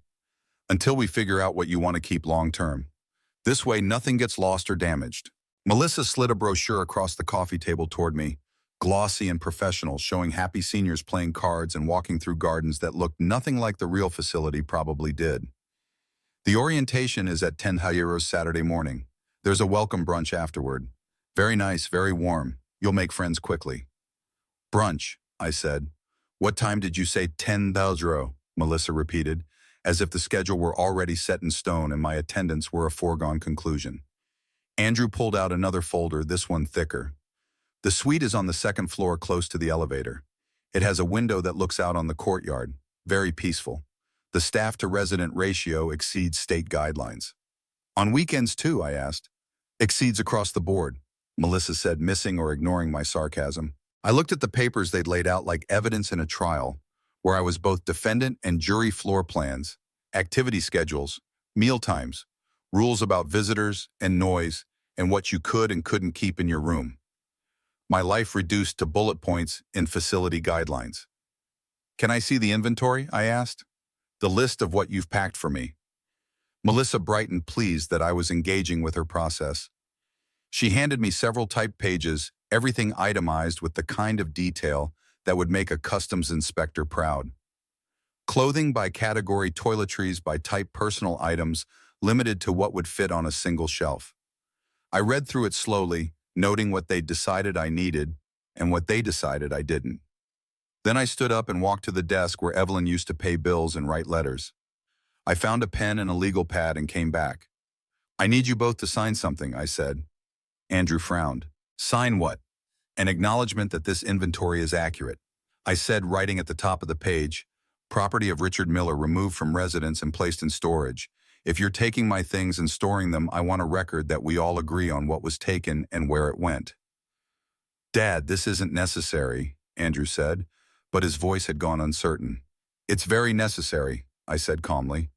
30 years inspecting cargo taught me that documentation prevents disputes later. You want to help me sign the paper saying you helped me exactly this way." I watched Melissa's face tighten. She knew what I was doing. I was creating a legal trail, proof that they'd removed my possessions from my home without my full consent, just my forced compliance. But she also knew that refusing to sign would look worse than signing would make their helpful concern look like something else entirely. "Fine," she said, taking the pen. "We're not hiding anything." She signed with those large looping letters that took up more space than necessary. Andrew signed below her, his signature cramped and quick, the writing of someone who wanted this moment over. I made a copy on my phone before they could change their minds, then tore off the page and handed it to them. "You keep that. I'll keep my copy." "What copy?" Melissa asked. "The photograph I just took," I said, holding up my phone. "Also sending it to myself via email just to be safe." The room went quiet except for the sound of my phone sending the email. Andrew and Melissa exchanged a look that said they were recalculating something, adjusting their strategy in real time. "Is there anything else?" I asked, my tone still perfectly reasonable, perfectly cooperative. "No," Andrew said slowly. "I think that covers it. We'll leave at 8:30 Saturday morning. I'll drive you. Melissa will follow with the second load." "Sounds like a plan," I said. And I meant it, though, not the plan they thought I was agreeing to. After they went upstairs, Emma slipped into the living room, having listened from the hallway. Her face was a mixture of worry and grudging admiration. "That was impressive," she whispered. "You got them to create evidence against themselves." "Always get a receipt," I said, an old customs inspector's rule. "What time are they leaving tomorrow?" "Dad's closing is at 11:00 in Grafton, an hour away. Mom's meeting starts at noon. They should both be gone from about 10:30 until at least 2:00. "Perfect. Owen's bringing the first potential buyer at noon, the second at 1. Make sure Brandon's not around either." She nodded. "He's got soccer practice, then he's hanging out with friends. The house will be empty." "Good. Now go to bed before they wonder why we're whispering down here." She squeezed my hand before heading upstairs, leaving me alone with my thoughts and the ticking of the grandfather clock, counting down the hours until my counterattack began. The next day dawned bright and clear, one of those perfect autumn mornings that make you grateful to be alive to see it. I kept to my usual routine: coffee, newspaper, cereal, playing the role of the complacent old man, while Andrew and Melissa bustled around preparing for their day. "Now remember, Dad," Andrew said, as he straightened his tie in the hallway mirror, "you've got that appointment with the Oakwood doctor this afternoon. Just a formality to make sure your medications are all properly documented for their pharmacy." "I remember," I lied. "I've left the address and time on the kitchen counter," Melissa added, applying lipstick without looking at me. "The taxi will pick you up at 3:00. You don't need to drive." "How considerate," I said, hiding my satisfaction at knowing they'd be waiting for evaluation results that would never come. By 10:45, both their cars were gone. Emma texted from campus confirming Brandon had left for soccer. The house was empty except for me, standing in the middle of the living room that had been mine for 35 years, preparing to transfer it to someone else's ownership. At precisely noon, Owen's car pulled into the driveway, followed by a black Mercedes. Henry Novak emerged from the luxury vehicle, a man in his early 60s with silver hair and the casual confidence of someone who'd made his own money and enjoyed spending it. He shook my hand with a firm grip, his eyes taking in the property with the assessing gaze of a professional buyer. "Beautiful spot," he said appreciatively. "You've got good bones here." The showing proceeded smoothly. Henry walked through the house, making occasional comments about changes he might make, opening up the kitchen to the dining room, updating the master bath, adding a boat lift at the dock. But it was on the deck facing the lake where he stopped and went quiet, staring out at the water with an expression I recognized from my own first view of this property decades ago. "The cottage," Owen prompted after a respectful silence.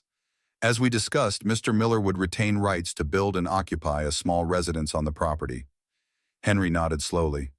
"I've done stranger deals. Where would you want it?" I walked to the back corner of the property, about 50 feet from the main house, with a clear view of the lake, but enough distance for privacy. "Here, small 2 bedrooms. Nothing fancy. Just enough space for me and occasional visitors." Henry studied the location, visualizing. "Works for me. I'd be in Chicago half the time anyway. When I'm here, I'd like someone familiar with the property, keeping an eye on things." Before he left, Henry shook my hand again. "I'll have an offer to Owen by 5 today. Whatever happens, I appreciate you considering me for this place. It's special." An hour later, Dr. Robert King arrived for his showing. Where Henry had been businesslike and direct, Robert was thoughtful and methodical, examining every aspect of the house with a surgeon's attention to detail. He asked about the foundation, the wiring, the insulation, making notes in a small leather-bound notebook. Like Henry, Robert seemed most moved by the view from the deck, though he expressed it differently. "I've spent 40 years in operating rooms making life-and-death decisions," he said quietly. "I need somewhere to decompress, somewhere with perspective." When I showed him the spot where I'd want my cottage, he pulled out a small tape measure and began calculating dimensions, already designing the space in his mind. "Southern exposure," he noted. "Good. Plenty of natural light. We could position it to maximize both privacy and views. By 4 o'clock, both showings were complete, and Owen sat with me at the kitchen table, his tablet displaying emails from both potential buyers. They're both interested, he confirmed, both comfortable with the cottage arrangement. Henry's offering $350,000 cash, no contingencies, close in 10 days. Robert's at $340,000 conventional financing, 21-day close, but no inspection contingency. Which do you recommend, I asked. Honestly, Henry's offer is cleaner and faster. Cash with no contingencies means less that can go wrong. With your timeline, that's significant. Then let's accept Henry's offer, I said, feeling a strange mixture of sadness and triumph. How soon can we open escrow? I can have the paperwork ready for signatures tomorrow morning. We'll open escrow Monday, close the following Friday. 10 days total. Will that be fast enough? Andrew and Melissa plan to move me to Oakwood on Saturday. Owen considered this. We won't have closed by then, but we'll have a binding purchase agreement in place. Once you sign tomorrow, Henry puts up earnest money that makes the deal official. That should be enough to stop them in their tracks when you tell them. I'm not telling them until the last possible moment, I said. The element of surprise is too valuable. Owen nodded approvingly. Smart. Where and when do you want to sign tomorrow? Can you come here at 8:00 a.m.? They won't leave for Oakwood until 8:30. Cutting it close, he observed. But I like your style, Mr. Miller. I'll be here at 8:00 sharp. That night, I barely slept, my mind racing with plans and contingencies. What if Andrew refused to take me to Oakwood once he learned about the sale? What if Melissa tried to claim I wasn't competent? What if they contested the sale? I had answers for each scenario, but the uncertainty still gnawed at me. Emma checked in via text around midnight. Everything set for tomorrow. Yes, I replied. Owen comes at 8. Don't react when I tell them at Oakwood. I won't. But Grandpa, I'm proud of you. Those 4 words settled something in my chest, a weight lifting that I hadn't realized was there. Whatever happened tomorrow, I'd acted to protect my dignity and autonomy. I'd refused to be a passenger in my own life, and my granddaughter was proud of me for it. Morning arrived too quickly, and not soon enough. I dressed carefully in the clothes I'd set aside, not my best, which would arouse suspicion, but not my worst either. I wanted to look like a man who knew exactly what he was doing when the moment came to reveal my plan. Andrew and Melissa were busy with their own preparations, packing the car with the suitcases they'd prepared for my new home. Brandon slouched at the kitchen table, absorbed in his phone, clearly unhappy about being dragged along. Emma moved quietly around the edges, catching my eye occasionally with small nods of encouragement. At precisely 8:00, Owen's car pulled into the driveway. I slipped outside while Andrew was upstairs retrieving something, meeting Owen halfway to the house. Right on time, I said, leading him quickly to the side porch where we wouldn't be immediately visible from inside. He handed me a folder containing the purchase agreement. Everything's ready. Standard sale contract with the special provision for your cottage as we discussed. 3 pages need your signature. I signed quickly, but carefully reading each section to make sure it matched what we'd agreed upon. Just as I finished the last signature, the front door opened and Andrew emerged carrying a small duffel bag. Dad, who's this? His voice carried confusion mixed with the first hint of suspicion. Andrew, this is Owen Morrison. He's a real estate broker. Andrew's eyes narrowed, shifting from Owen to the papers in my hand. What's going on? I'll explain everything at Oakwood, I said calmly. We should get going if we're going to make that 10:00 orientation. For a moment, I thought he might refuse, might demand answers right then and there. But the programming of his own schedule won out. They'd planned this day meticulously, and deviating now would throw everything off. Fine, he said tightly, but I expect a full explanation. Owen took the signed papers, shook my hand with a wink only I could see, and headed back to his car. I'll file these immediately, he said. Congratulations on your sale, Mr. Miller. The drive to Oakwood was silent and tense. Andrew gripping the steering wheel so tightly, his knuckles showed white, occasionally glancing at me in the rearview mirror, as if I might disappear if he didn't keep checking. Melissa followed in her car with Emma and Brandon. By the time we pulled into the circular drive of Oakwood Senior Living, the silence in the car felt like a physical presence. The facility looked exactly as I expected, institutional care disguised as luxury living. Beige brick, exterior white trim, large windows reflecting the morning sun, a covered entrance where someone in scrubs was helping an elderly woman out of a wheelchair van. Here we are, Andrew said with manufactured enthusiasm. Nice place, right? It's a place, I said neutrally. Inside the lobby did everything it could to not look like what it was. Floral arrangements on side tables, comfortable chairs arranged in conversational groupings that nobody was using a piano in the corner that probably got played once a month during activities hour. And that smell, the one all these places have a mixture of industrial cleaner and cafeteria food, and something else underneath that you don't want to think about too hard. A woman in professional attire approached us with a clipboard and a smile that had been practiced in a mirror. Mr. Miller, I'm Karen, the admissions coordinator. Welcome to Oakwood. We're so happy to have you joining our community. Community. As if being assigned to live somewhere made you part of something voluntary and warm. Thank you, I said, shaking her hand with the firmness that says, I'm still here, still present, still a person who deserves eye contact. Let's get you checked in, and then Dana will do your initial assessment. Just standard questions, nothing to worry about.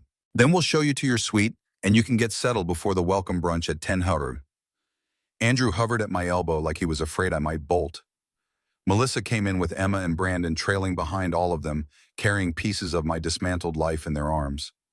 A younger woman in navy scrubs appeared from a side hallway holding a tablet and wearing a name badge that said Dana RN. She had kind eyes, the sort that had seen plenty of families in various stages of this same dynamic and had learned not to judge too quickly. Mr. Miller, I'm Dana. I'll be doing your wellness assessment. It's just a conversation, really. Some questions about how you're feeling, how you're managing daily activities. Standard stuff we do with all new residents. Privately, if that's okay, she added, glancing at the cluster of family members. Melissa stepped forward. I should probably stay in case he doesn't remember something or gets confused. Dana's smile stayed in place, but her voice took on a professional firmness. Actually, we find that people answer more openly when they don't feel observed. It's facility policy for initial assessments. You're welcome to wait right here in the lobby. I caught Emma's eye and saw relief there. She knew what I knew. This was my first chance to tell someone official that I wasn't here entirely of my own free will. Dana led me to a small office off the main hallway, comfortable but clinical, with a desk and 2 chairs and a poster about fall prevention on the wall. She closed the door and sat down across from me, tablet ready, but her attention fully present. Okay, Mr. Miller, I'm going to ask you some questions. There are no wrong answers. I just need to get a sense of where you are cognitively and physically. First, can you tell me today's date? Saturday, November 18th, 2023. I said clearly. Who's the current president? I told her. Can you draw me a clock showing 10:11? She handed me paper and a pen. I drew a circle, marked the numbers, drew the hands pointing to the correct positions. Not perfect, but accurate. Excellent, she said, making notes. Do you take any medications? I listed them, gave her the dosages from memory, explained what each one was for. Do you prepare your own meals? I did until 2 weeks ago when my family moved into my house. I said, deciding to be direct. Her pen paused. Tell me about that. My son and his wife arrived with 6 suitcases and announced they were staying because their house needed work. They moved me out of my bedroom into a guest room. They've been making changes to my home without asking permission. And now they've moved me here to this facility also without really asking. Dana set down her tablet. Mr. Miller, I need to ask you something important. Is anyone pressuring you to move to this facility? People have ideas about what's best for me, I said carefully. But ideas aren't orders. I'm here because my son made a reservation and paid a deposit and drove me here this morning. I'm cooperating because I'm 77 and I know how to pick my battles, but no, this wasn't my choice. She nodded slowly. Are you capable of making your own decisions about where you live? I believe I am, I said. I managed that house for 35 years. I managed a career as a customs inspector for 3 decades. I can still cook, clean, handle my medications, drive a car, and remember what day it is. What I can't do is stop my son from making decisions about my life without consulting me. Dana made several notes, her expression thoughtful. Mr. Miller, based on this assessment, you are oriented to time, place, and person. You demonstrate clear understanding of your situation. Your memory and judgment appear intact. I'm going to note in your file that you are independent in activities of daily living and show no signs of cognitive impairment that would prevent you from making your own decisions about housing. Thank you, I said quietly. That doesn't mean we can't provide services if you want them, she continued. But it does mean that you're here as a voluntary resident, not as someone who requires supervised care. Do you understand the difference? I do, I said, and I appreciate you making that distinction. She walked me back to the lobby where my family was waiting with expressions that ranged from anxious to impatient. Everything went very well, Dana told them. Mr. Miller is oriented and independent. I'll send my notes to his primary care physician and to administration. Melissa's smile looked strained. That's wonderful. Now let's get you settled in your suite.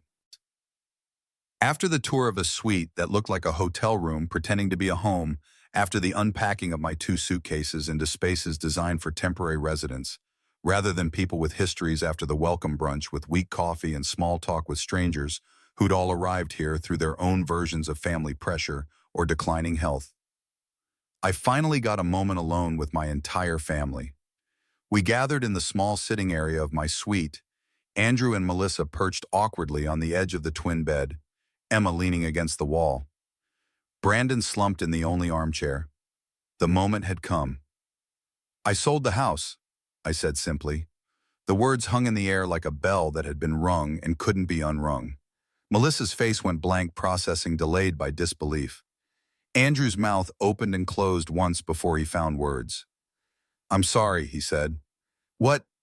I opened the folder I'd been holding and pulled out the first document. The papers were filed this morning. Funds will be wired to escrow. Official closing is Friday, but the deal is binding now. I handed him Owen's confirmation email, the one with the recording number and the timestamp. Andrew stared at it like it was written in a language he didn't speak. You can't just sell a house. You're in assisted living. I need my own consent, which I gave, I said, pulling out Dana's assessment. Cognitively sound, independent, in all activities of daily living, oriented to time, place, and person, capable of making complex decisions. Melissa found her voice sharp and rising. When did you do this? How did you? While you were rearranging my house and scheduling my medical appointments without asking, I said calmly. While you were planning my life like I was a piece of furniture that needed relocating. I pulled out the inventory list, the one they'd both signed. 30 days for current occupants to vacate. Your signatures are right here acknowledging you removed my property and placed it in storage. Very helpful documentation, actually. Andrew's face had gone through confusion and was landing on anger. Dad, you can't just... I can. I said, my voice still level but with steel underneath. Owner of record me.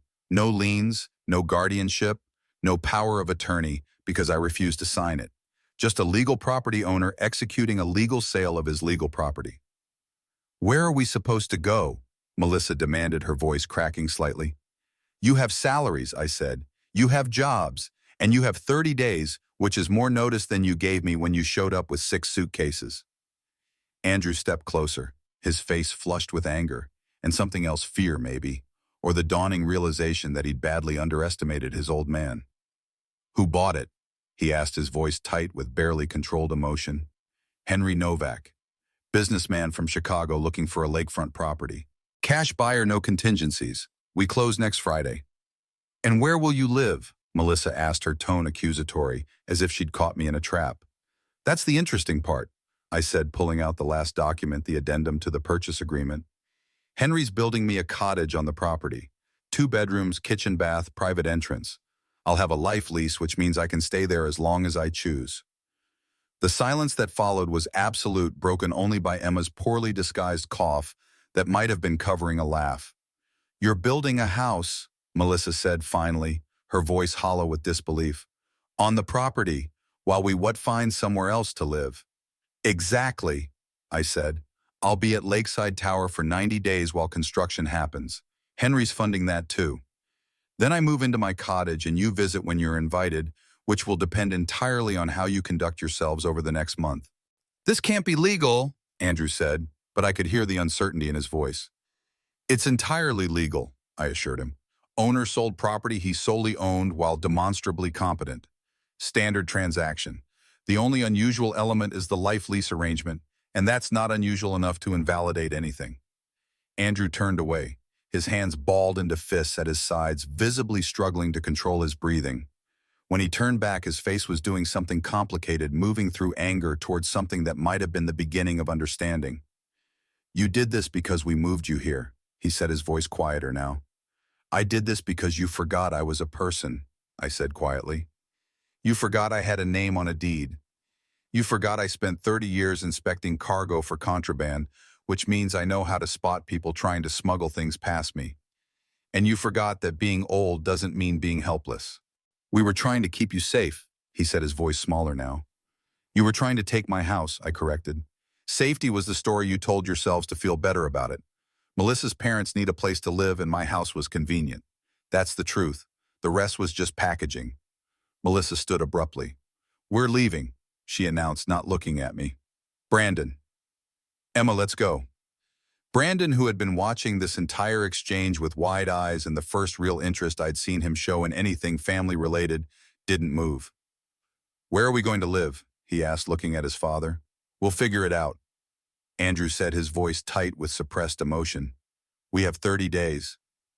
Emma hadn't moved either. She looked at me, then at her parents, clearly torn between loyalty and the justice she'd helped create. Emma now, Melissa snapped. I'll be right there. Emma said, her voice steady. I want to say goodbye to Grandpa. Melissa opened her mouth to protest, then thought better of it. She guided Brandon toward the door, Andrew following behind his shoulders, slumped in defeat. When they were gone, Emma turned to me with a mixture of awe and concern. That was intense. It was necessary, I said. They needed to understand that actions have consequences. What now? She asked. Now I move forward. I sign the final papers on Friday, move to Lakeside Tower, while Henry builds my cottage, and start the next chapter on my terms, not theirs. She hugged me, then a fierce embrace that said more than words could. I'm sorry it came to this, she whispered. I'm not, I said honestly. Sometimes things need to break before they can heal properly. Your dad and I will find our way back to each other eventually, but it needed to be on equal footing. Not with him treating me like a child who can't make his own decisions. Will you be okay here until Friday? I can come visit every day. I'll be fine. Dana and I have an understanding. I'm here voluntarily and I can leave anytime I choose. She nodded, relief washing over her face. They're waiting, I should go. Go. And Emma, thank you for telling me the truth when no one else would. After she left, I sat alone in the institutional armchair of my temporary room, feeling a strange mixture of triumph and sorrow. I hadn't wanted it to come to this. I hadn't wanted to sell the house where Evelyn and I had built our life together. But Andrew and Melissa had forced my hand, had made it impossible for me to stay without surrendering my autonomy. I pulled out my phone and texted Calvin. It's done. Papers signed this morning. Told them at Oakwood. His response came back almost immediately. How'd they take it? About as well as you'd expect, I replied. Shock, anger, disbelief. But it's done now. No going back. Good. You stood your ground. Proud of you. I set down the phone and looked around at the sterile, impersonal room that would be mine for exactly 6 more days. Not home. Never home. Just a way station on the journey to what came next. And what came next would be on my terms, not anyone else's. The customs inspector had made his final inspection and found the contraband. The smugglers had been caught. And now it was time to reclaim what was rightfully mine, not just property, but dignity, autonomy, and the right to make my own decisions for as long as I was capable of making them. The counterattack had succeeded. But the war for respect wasn't over yet. The 6 days I spent at Oakwood were a strange limbo, not quite prisoner, not quite guest. My voluntary resident status, thanks to Dana's honest assessment, gave me privileges others didn't have. I could come and go as I pleased, decline scheduled activities, and receive visitors without supervision. The staff treated me differently once word spread that I was the old man who had outmaneuvered his family. On day 3, I received an unexpected visitor. Frank Morrison appeared in the doorway of my room, leaning on a cane but standing straight, his eyes bright with mischief. Thought I'd welcome you to the neighborhood, he said, extending his hand. Word travels fast around here. Frank, I said, genuinely pleased. Come in. What brings you by? Curiosity. It's not every day someone beats the system from the inside. He settled into the armchair, placing his cane carefully against the side. Calvin told me what you did. Selling the house out from under them while they were busy packing your bags, pure genius. Not genius, I said, sitting on the edge of the bed. Just a customs inspector doing what he's trained to do. Frank laughed a deep, satisfying sound. And how did the smugglers take it when they were caught? About as well as you'd expect. Anger, disbelief, the usual stages of being outmaneuvered. And now, silence. Haven't heard from Andrew or Melissa since Saturday. Emma checks in daily, says they're frantically apartment hunting.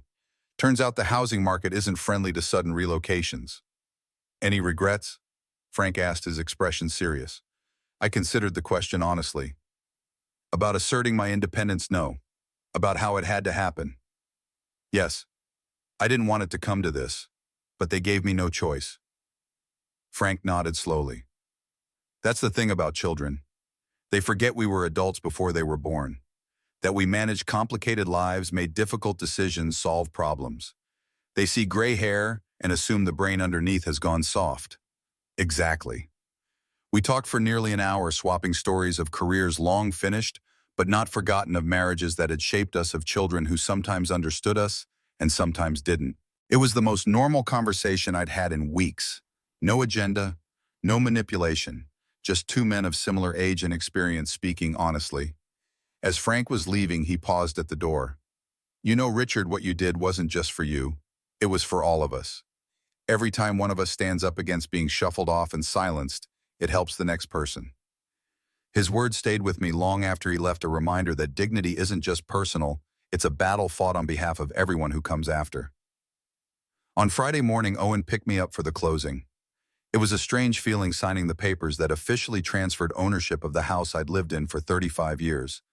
But as I watched Henry sign his portion and the title company representative notarize the documents, I felt a weight lifting.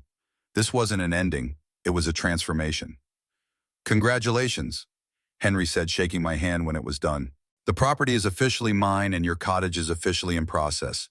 The architect's coming Monday to finalize the plans. We're fast-tracking construction, should be done in 60 days, weather permitting. I appreciate that, I said sincerely. In the meantime, you're all set at Lakeside Tower. The lease is paid for 90 days just to give us a buffer in case of construction delays. It's a nice place, more independent living than assisted. I think you'll like it better than this facility. Almost anywhere would be better than this facility, I said dryly. Owen handed me an envelope. Your proceeds from the sale. The bank will wire the funds on Monday, but this has all the information you'll need. The life lease agreement is also in there, officially recorded with the county. No one can challenge your right to occupy the cottage once it's built. I tucked the envelope carefully into my jacket pocket, the tangible proof of my freedom. Thank you both, for everything. That afternoon, I was packing the few belongings I'd brought to Oakwood when a knock came at my door. I opened it to find Dana, the nurse who'd done my initial assessment, holding a clipboard. Mr. Miller, she said with a warm smile, I hear congratulations are in order. You're being discharged. That's right. Moving to Lakeside Tower while my cottage is being built. Good for you. She handed me a form. Just need your signature on the voluntary discharge paperwork. And between you and me, I'm glad you found a better solution. You never belonged here. I signed with a flourish. Any chance you could help me arrange transportation? I was planning to call a taxi. No need. Your family's here to pick you up. My family. A knot formed in my stomach. Andrew and Melissa. Know your granddaughter. Emma. I believe she's waiting in the lobby. Relief washed over me. Thank you, Dana, for everything. Just doing my job, Mr. Miller. Take care of yourself. I found Emma sitting nervously in the lobby, jumping to her feet when she saw me approaching with my suitcase. Grandpa. She hurried over, embracing me awkwardly around my luggage. I thought I'd save you the taxi fare. That's thoughtful, I said, studying her face. How are things at home? Her expression clouded slightly. Tense. Mom and Dad found an apartment, but it's small and expensive. They're not happy. I imagine not. Dad wants to talk to you, she said as we walked to her car. He's been trying to work up the courage to call. Has he now? I kept my tone neutral, neither encouraging nor discouraging. He's angry, but also, I think he's starting to understand. A little anyway. We drove in comfortable silence for a while, the familiar landscapes of Cedar Point giving way to the more developed areas around Lakeside Tower. The building itself was pleasant, modern, but not sterile, with large windows and balconies overlooking the smaller Crystal Lake. Nothing like the institutional feel of Oakwood. This is nice, Emma said as we pulled into the parking lot. More like a regular apartment building. That's what I thought. I agreed. No nurse's station, no scheduled activities unless you want them. Just independent living with some optional services. The apartment Henry had arranged was on the 4th floor with a small balcony facing the water. One bedroom, a decent-sized living room, a kitchenette, and a bathroom with grab bars that didn't make the place look like a hospital. My few belongings from Oakwood barely made a dent in the space. "It's a bit empty," I admitted as we stood in the center of the living room. "I'll need to get some furniture." "I have an idea about that," Emma said hesitantly, "but I'm not sure how you'll feel about it." "Go on." "Some of your things from the house, your favorite chair, your books the side table Grandma loved, they're still in the garage. Dad hasn't moved them. I could bring them here if you want." I considered this. Those pieces were mine, had always been mine. Having them wouldn't just provide comfort, it would be another small victory in reclaiming what belonged to me. "I'd like that," I said finally, "but only if it doesn't cause more problems between you and your parents." "Let me handle that," she said with surprising firmness. "You've taught me that sometimes you have to stand up for what's right, even to family, especially to family." The next morning, a knock on my door revealed a surprise visitor. Andrew stood in the hallway, his posture stiff, his expression a careful blank. He held a cardboard box in his hands. "Dad," he said formally, "may I come in?" I stepped aside, silently allowing him to enter. He placed the box on the counter that separated the kitchenette from the living room, then stood awkwardly looking around at the sparse apartment. "Emma said you were settling in," he said finally. "I brought some things you might want. Your coffee mug, some books, the photo of you and Mom from the mantel." "Thank you," I said, neither warm nor cold. "How's the apartment hunt going?" He winced slightly. "We found a place. 2-bedroom on Maple Street. It's adequate. And Melissa's parents. Staying in their condo for now. The market's not great for selling at the moment." An awkward silence fell between us, thick with unspoken accusations and explanations. Finally, Andrew took a deep breath. "I didn't know about the guardianship petition," he blurted out. "Melissa and her parents filed it without telling me. When I found out, I made her withdraw it immediately." This was unexpected. "The petition? To declare you incompetent? After you told us about selling the house?" She was desperate. Thought if she could get emergency temporary guardianship, she could void the sale. I would never have agreed to that. Never. I studied his face, looking for deception and finding none. "I believe you." He seemed surprised by this. "You do. You've made some poor choices lately, Andrew, but I know you wouldn't go that far." He dropped his gaze to the floor, his shoulders slumping slightly. "I messed up, Dad. I thought I was helping. I really did. I saw you alone in that big house and I worried, but I handled it all wrong." "Yes, you did." I agreed, not softening the blow. "You decided what was best for me without asking what I wanted. You treated me like a problem to solve instead of a person to respect." "I know that now," he said quietly. "And I'm sorry. Truly sorry." "Sorry is a start," I said. "But it's going to take more than that to rebuild what's been broken." He nodded, accepting this. "The cottage construction starts Monday. Henry's architect contacted me about access to the property. I told them they have my full cooperation." "That's something," I acknowledged. Andrew glanced around the apartment again. "You need furniture, things from the house. I can bring whatever you want." "Emma's already offered," I said, "but if you want to help her, that would be appreciated." He nodded again, clearly uncertain about what else to say or do.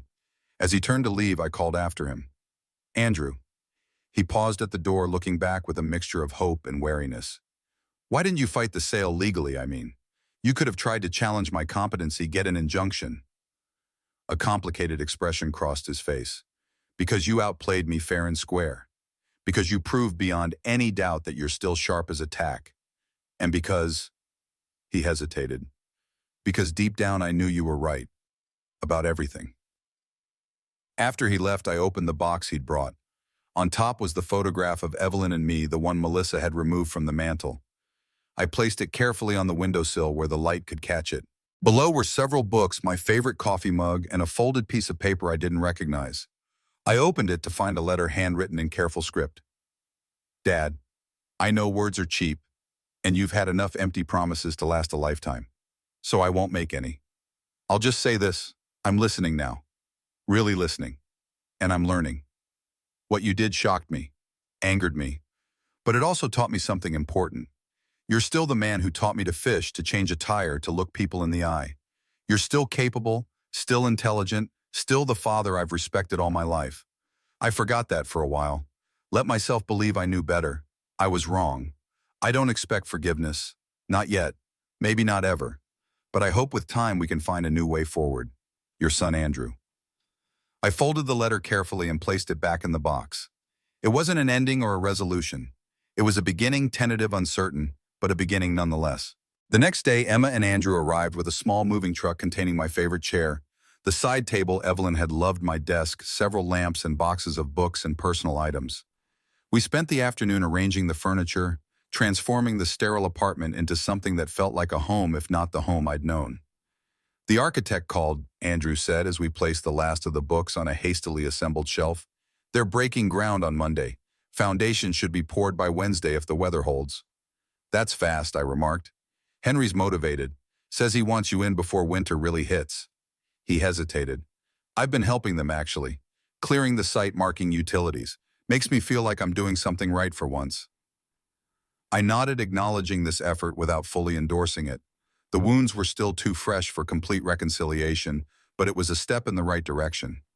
Emma, watching this exchange, smiled cautiously. Mom's been asking about you, she offered, in her own way. Which means what exactly, I asked. She wanted to know if you needed anything. She didn't phrase it well, something about proper nutrition for someone his age, but I think she's trying. Small steps. I said, neither encouraging nor discouraging further contact. Construction on the cottage proceeded with surprising speed. Henry had hired a crew that specialized in small, efficient builds, and the foundation was indeed poured that first week. By the second week, the framing was up, giving shape to what would be my new home. I visited the site regularly, watching as my future took physical form on the land I'd loved for decades. It was during one of these visits, 3 weeks into construction, that I encountered Melissa for the first time since the confrontation at Oakwood. I was standing with the site foreman discussing the placement of electrical outlets when her car pulled into the driveway. She sat there for a long moment before finally emerging, her posture stiff, her face carefully composed. Richard, she said formally, approaching with measured steps. I was dropping something off for Andrew. I didn't expect to see you here. I come by most days, I said, equally formal, to check on progress. She glanced at the partially constructed cottage, something unreadable crossing her face. It's coming along nicely. Yes, it is. The foreman, sensing tension, excused himself, leaving us standing awkwardly at the edge of the construction site. Melissa seemed to be struggling with what to say next. Andrew tells me you're settled at Lakeside Tower, she finally managed. I am. It's comfortable enough for now. She nodded, her eyes darting everywhere but at me. That's good. I waited, saying nothing, letting the silence do its work. After 30 years in customs, I knew that silence was often the most effective interrogation technique. People rush to fill it, revealing more than they intend. I want you to know, she said, finally, the words coming in a rush, that I never meant for things to go this far. I was trying to help. My parents needed a place, and this house was so big for just one person, and it seemed like a perfect solution. A perfect solution that involved moving me to Oakwood without my consent, I observed. She flinched slightly. We thought it would be better for everyone. Everyone except me. That's not... She stopped, reconsidered. Yes, I suppose that's right. We didn't really consider what you wanted. We just assumed we knew better. It wasn't quite an apology, but it was an admission. And sometimes that's where healing has to start. The guardianship petition, I said. That was crossing a line. Her face flushed with shame. I know. It was wrong. I was desperate and angry, and it was inexcusable. Andrew was furious when he found out, as he should have been. She looked at me directly for the first time. I'm not asking for forgiveness, Richard. I don't expect that, but I am sorry, for what it's worth. I nodded, acknowledging her words without offering absolution. It's worth something. Not everything, but something. As she turned to leave, I called after her, much as I had with Andrew weeks earlier. Melissa. She paused, looking back cautiously. Tell your parents I hope they find a suitable place. one that doesn't involve displacing someone else. Her mouth tightened, but she nodded once before walking back to her car. It wasn't reconciliation, not by a long shot, but it was acknowledgement, and sometimes that's all you can hope for in the aftermath of betrayal. The cottage was completed in early January ahead of schedule despite a week of heavy snow that had delayed roofing. It was everything I'd hoped for, compact, but not cramped, efficient, but not institutional. 2 bedrooms as I'd specified, one for me and one for visitors. A small but functional kitchen with counters at the right height for comfortable cooking. A bathroom with grab bars that looked like design elements rather than medical equipment. And most importantly, a porch facing the lake with room for 2 chairs and a small table between them. Henry had been true to his word in every detail, down to the quality of the fixtures and the finish on the hardwood floors. He'd even added unexpected touches, built-in bookshelves in the living room, a fireplace with a Riverstone surround ceiling fans throughout to help with summer heat. The day I moved in, a small group gathered to help Emma and Brandon Andrew, though not Melissa Calvin and his nephew Owen, even Dana from Oakwood, who'd become something of a friend. Henry himself came bringing a bottle of good whiskey and 2 crystal glasses. "Housewarming," he said, setting them on the counter. "For when everyone leaves and you can finally enjoy your new home in peace." "I appreciate that," I said sincerely, "and everything else you've done to make this happen." Henry waved this off. "I got a great property at a fair price. The cottage was just part of the deal. Still, you could have cut corners, delayed construction. You didn't." "I believe in honoring agreements," he said simply. "My word means something." While the others arranged furniture and unpacked boxes, Henry and I walked down to the lake, now frozen at the edges, with a thin skin of ice extending several feet from shore. "The main house is coming along," he said, gesturing to where workers were installing new windows in what used to be my home. "Should be finished with renovations by spring." "Will you be moving in then?" I asked. "Part-time. I'll still need to be in Chicago for business at least half the month. That's why I'm glad you'll be here. Property needs someone who knows its rhythms, its quirks." "Happy to be of service," I said, only half joking.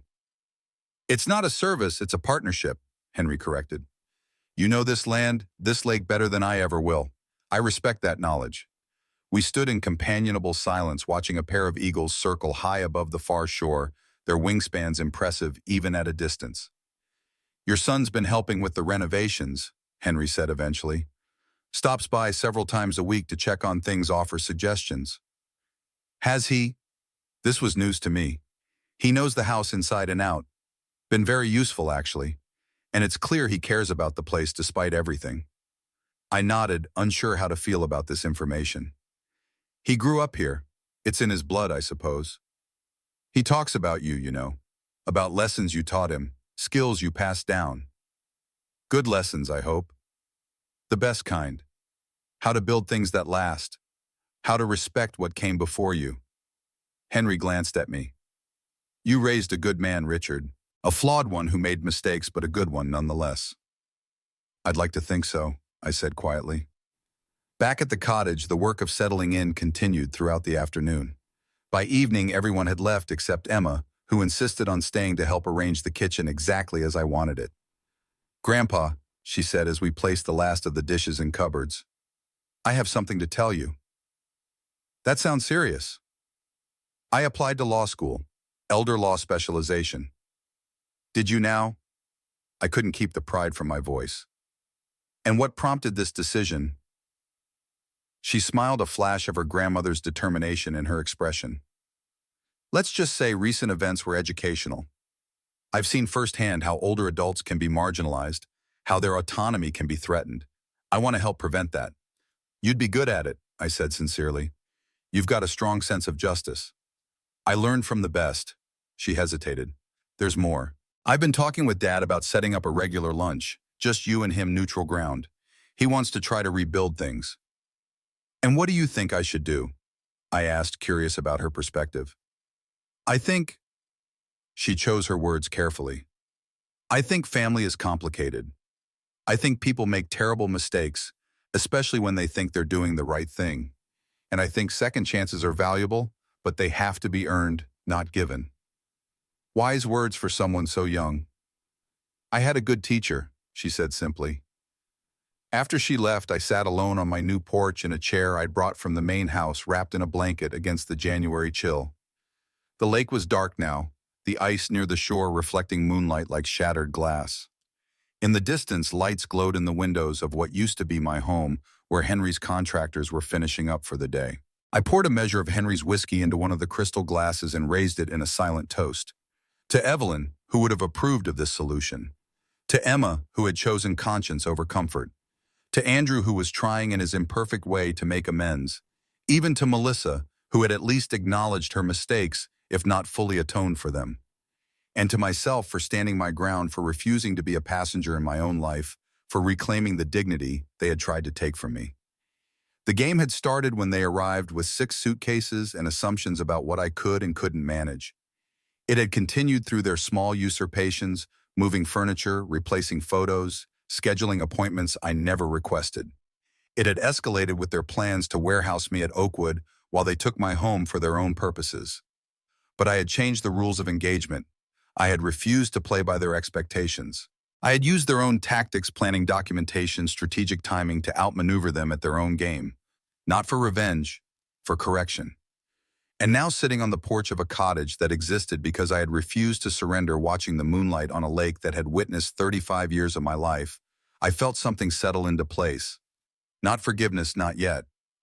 But perhaps the beginnings of understanding. The first tentative steps toward reconciliation. Family, as Emma had said, is complicated. Sometimes the people who should protect you are the ones who threaten your autonomy. Sometimes the ones who love you are the ones who try to control you. And sometimes the only way to restore balance is to demonstrate beyond any doubt that you are still capable of standing on your own. I sipped the whiskey, letting its warmth spread through my chest. The cottage around me, small but perfect, was proof of my victory. But it was also a reminder of what had been lost: the easy trust between father and son, the assumption of good intentions, the belief that family would always put your interests first. Perhaps some of that could be rebuilt in time. Perhaps some of it was gone forever. Only the future would tell. For now, it was enough to sit in a chair I had chosen on a porch I had designed, looking out at a view that had been my companion for decades. It was enough to know that I had stood up for my own dignity and won. The rest would come in its own time, like the spring that would eventually thaw the frozen lake. Some relationships, like some seasons, need the cold clarity of winter before they can experience renewal. And Richard Miller, 77 years old, former customs inspector, current cottage dweller, was prepared to wait for as long as it took. Because if 30 years of inspecting cargo had taught me anything, it was that patience is more than a virtue, it's a strategy. And I had always been good at strategy.